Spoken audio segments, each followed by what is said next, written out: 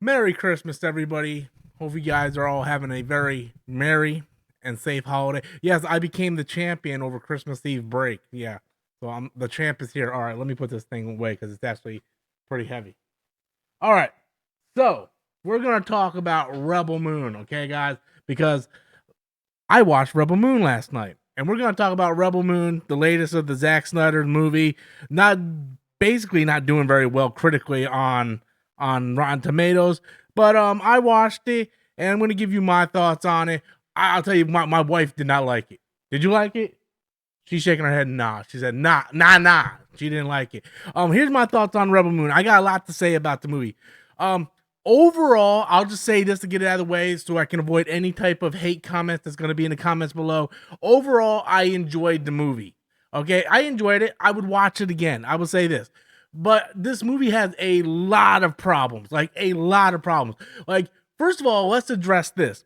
If Wolfenstein, Star Wars, and Lord of the Rings all had a threesome, you would have the baby, and the baby would be Rebel Moon. Like, it is literally Wolfenstein meets Star Wars. Like, you have the Wolfenstein Empire, like Nazi type characters, and you have Star Wars. And it is blatantly clear this was supposed to be a Star Wars movie because Zack Snyder wanted to pitch this to as a Star Wars movie. Like, it is so clear that it was supposed to be a Star Wars movie. Like, you could see ships and things that just there were supposed to be TIE fighters, there was supposed to be Star Destroyers. Like, it's so clear as day. I'm not gonna hold that against the movie because a lot of time you pitch certain things and they end up being something. And I'm glad he took it and made an original movie out of it.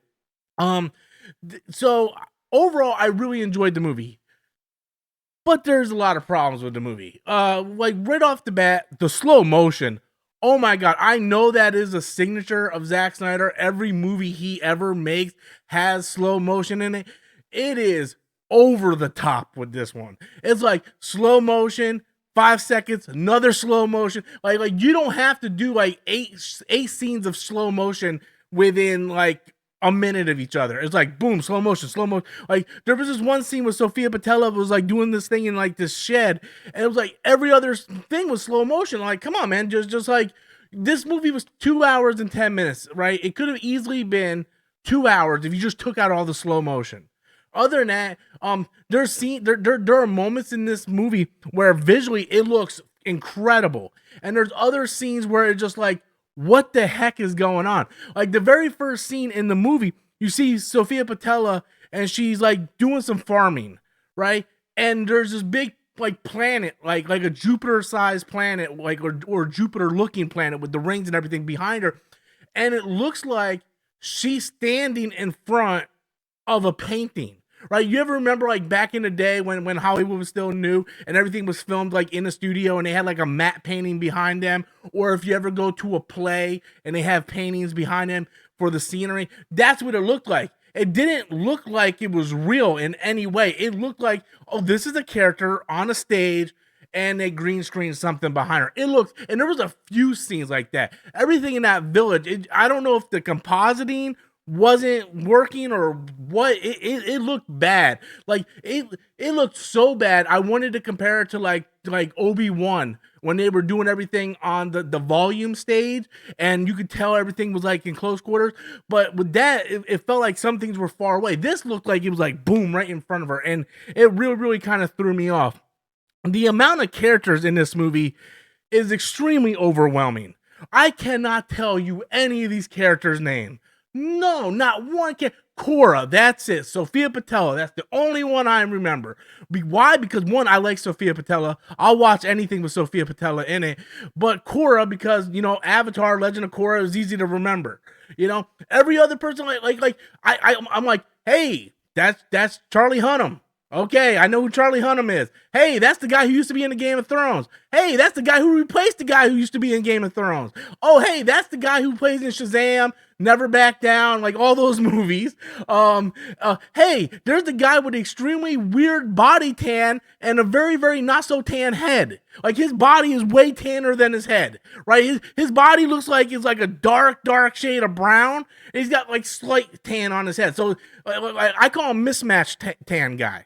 Right, then you have the Asian chick with the wannabe lightsabers who kind of reminds me of Asajj Ventress a little bit, but I cannot tell you any of these people's name. I can't even tell you why these people even teamed up to be on their team. Like it's so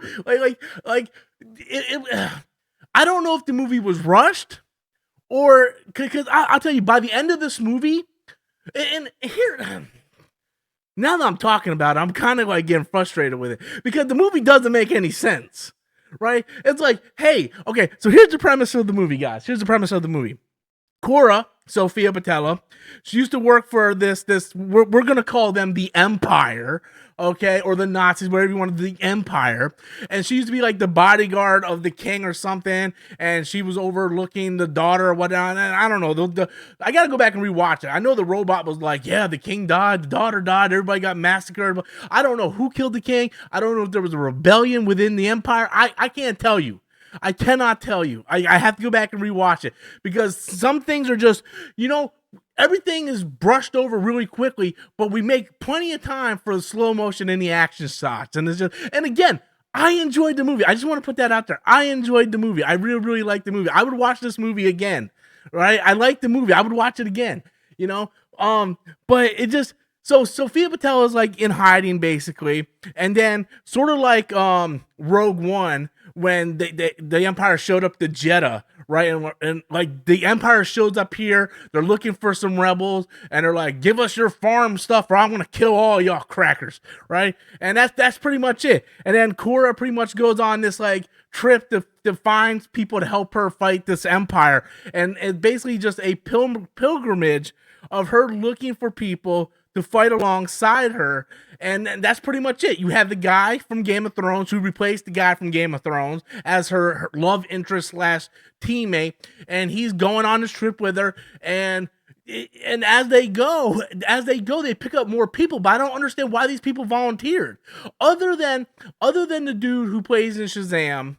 Right? He's the only one I can say, okay, I understand why he's tagging along because he was a general. He failed. He didn't get his revenge. Okay, that makes sense. Okay, he should tag along. But the tan guy who rides the bird, like, why tag along? Other than, oh, they set me free. I have an oath to you. I will go along with you. Like what?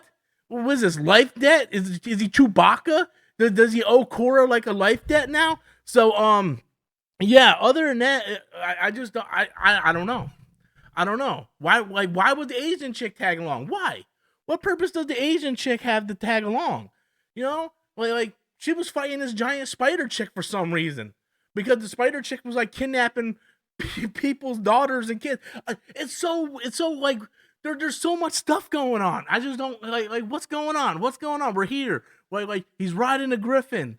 Then we're gonna go meet this brother and sister with like these weird paintings on their faces, and they're gonna team up, or the brother's gonna team up, and he's gonna volunteer or ask for volunteers to come help fight this war. That he has like when you start to break it down scene by scene, the movie doesn't make a whole lot of sense. But if you want to watch a movie and you just kind of want to turn your brain off, sit back and say, hey, I just want to see Sofia Boutella do cool shit. Well, then you better watch Kingsman because that's a better movie.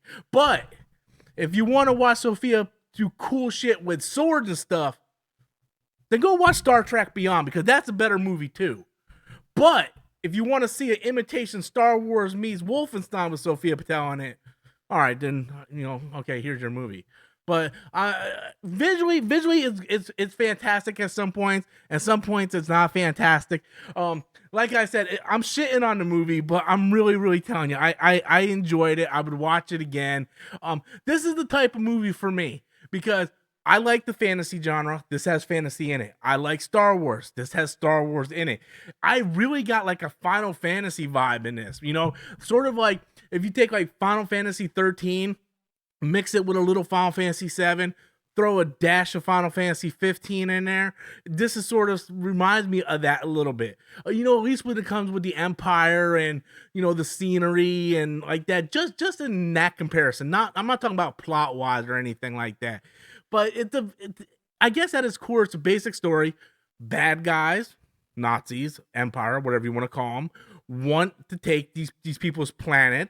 You know, they want to take their farm goods. Farmers can't do it. Farmers go look for help. They recruit help. They take down the bad guys. That's the simplistic plot of it. But there's a whole plethora of backstory of who is Korra, why she come here, you know, how was she recruited by the Empire, what happened to the king, what happened to the princess. I thought the robot was fascinating. Like, I wanted to see more of that dude. Like the robot in the beginning is talking to the little girl with the water, and he tells like this brief story about the king and the daughter and the princess and all that. And like he does like one cool scene, and then he disappears. And then at the end of the movie, he shows up with like deer antlers on. I'm like, where this dude was gone for 2 hours, and then he shows up with deer antlers. Like, what the hell? I wanted to see his story. Like why wasn't he teamed up with Sophia Patella and dude that replaced dude from Game of Thrones, right? Like, why wasn't he there? Like, look, Charlie Hunnam. I don't think he's the best actor in the world. I think he's gotten better over the years, you know. But he really served no purpose in this movie. He was a one-note character. His whole purpose was, hey, I'm going to introduce you to some more people that you can recruit. The tan guy, I don't know what his purpose was in the movie. Like, that whole thing could have got skipped. They show up to this planet. He's like, hey, I got this debt with this guy, but hey, if you know, what's his price? Oh, if you break that bird, I'll free him. And then he just kind of tags along. Asian chick, she's cool. She serves no purpose in the movie. And I'm pretty sure there's going to be some fanboys in the comments going, oh, you're wrong, Rob. Asian chick did this, and this because the spider lady did this, and super tan guy, he did this, and he was very important to the movie. Look, you could have went through this whole movie, cut those characters out, just had Game of Thrones dude, Sophia Patella, Shazam guy, and the brother and sister, because they did bring a little bit of armies to them. And to be fair, they were the brother and sister who the Empire was actually looking for, so that makes sense in the context. But you could have replaced Asian chick lady, gave Sophia Patella the lightsabers. You could have replaced super tan guy and replaced him with the robot, and it was just like, yeah, okay, you would have had a much leaner movie at that point. And then they kind of all just stand around at the end like, yeah, man, we're the new rebellion. Princess Leia ain't got shit on us. I mean, look, I'm shitting on the movie because it's fun to shit on it, but it wasn't super bad. I see why critics wouldn't like it. I will say that. Like, I can't argue with my wife. She has horrible taste in movies. Like, she left, but she has horrible taste in movies. Like, absolutely horrible taste in movies. But I can see why she wouldn't like it. If someone came up to me like, I don't like Rebel Moon, I'm like, okay, I can understand that. The critics not liking it, I'm like, okay, I can understand that. Me, I found enjoyment in it. I just sat back and was like, oh, this is crazy. And I'm just sitting there. I think I was like, I was drinking, so maybe the alcohol had something to do with it. But I was just sitting there and I was just having fun watching the movie. It is extremely overbloated. There is stuff in this movie plot-wise that is unnecessary, doesn't make sense. Visuals look good sometimes, visual looks bad sometimes. Overall, here's the thing. Before I end this review, if you are someone who's saying, hey, I haven't seen Rebel Moon, should I watch it? I will say yes. Give it a watch. It's on Netflix. You're not paying anything. You know, would I recommend people going to the theater and watching this? Hell no. But if you're just home and you're not doing nothing, yeah, man, put that thing on Netflix, give it a watch. You know, I thought it was very, very entertaining. You know, couple hours. It's definitely better than some Zack Snyder movies that I have seen. And yeah, I'm very interested in the second one. I will tell you that. I am very interested in the second one. But is this a Star Wars killer? Nah. Ain't no way in hell this is a Star Wars killer. But that's just my thoughts, guys. What do you think? Be sure to leave your comments in the comment box below. Smash that like and subscribe button. And I hope you guys all have a fantastic Christmas. Stay safe out there. And until next time, I'm Robert Storms. Peace.